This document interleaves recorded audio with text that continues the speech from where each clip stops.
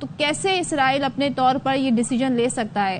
ہم جانتے ہیں اسرائیل کسی کی نہیں سنتا، کسی سینکشنز، کسی چارٹر کو نہیں مانتا، کسی نارمز کو نہیں مانتا، بٹ اسٹل آپ سمجھتے ہیں کہ امریکہ کا جو اب تک رد عمل آیا ہے وہ اپنے آپ کو جو ڈس ایسوسیٹ کر رہے ہیں، یہ کچھ اندیا دے رہا ہے کہ یہ معاملہ یہاں رکے گا یا یہ مزید آگے بڑھ سکتا ہے؟ دیکھیں صدف، ایک بات یاد رکھیں کہ امریکہ کی سیاست اپروول کے ساتھ، امریکہ کی پلاننگ کے ساتھ، امریکہ کی انڈرسٹینڈنگ کے بغیر اسرائیل ایک قدم بھی نہیں اٹھا سکتا، because Israel is a proxy of American.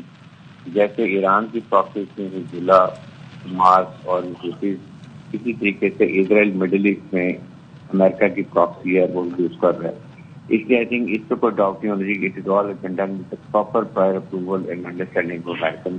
انہوں نے اپنے تمام سفارت کاروں کہا تھا کہ ہم نے خاص جگہوں سے چلے گئے، اپنی فیملی کو نکال دیا تھا، اور وہ ایک بات یاد رکھیں کہ Iran is a very fighting nation.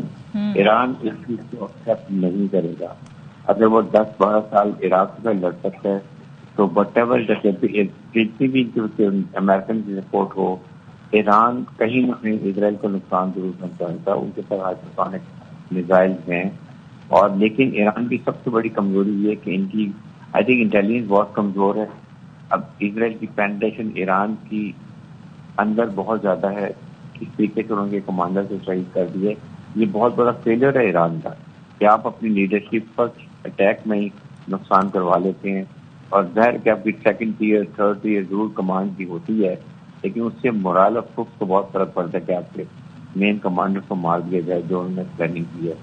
لیکن یہ فیز 1 کمپلیٹ کرنے کے بعد اسرائیل مسٹ ہیو پلانڈ فیز 2، اور ان کا ایران کی دیکھنا یہ کہ ان کی ریٹیلیشن کیا ہوتی ہے، انہیں کاؤنٹر پلان کیسے کیا ہوا تھا. But 100% they will go attack, but hypersonic missile بہت زیادہ انہوں نے ایکسپوز نہیں کیے تھے، اور اس دفعہ اٹیک میں ضرور کریں گے. حارث صاحب، ہم یہ دیکھ رہے ہیں کہ چائنا نے اب سیکیورٹی سچویشن ایڈوائزری جاری کی ہے اپنے شہریوں کے لیے جو اس وقت اسرائیل اور ایران میں موجود ہیں. میں چاہتا ہوں ذرا آپ ایک دفعہ روس اور چین کی پوزیشن کے اوپر بھی روشنی ڈال دیں ہمارے ناظرین کے لیے.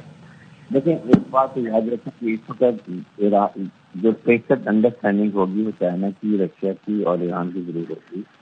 ایران مست already discuss these issues in کے ساتھ، چائنا کے ساتھ اور اسرائیل کے روس کے ساتھ. ان سے کافی زیادہ مدد کی ہوئی ہے. $400 بلین پہلے ایران نے انویسٹمنٹ کی ہوئی ہے. ظاہر ہے کہ دے ناٹ فائٹ کہ اگر اسرائیل کی ٹیکس دیتے ہیں زیادہ اکنامک لاس ہے. بالکل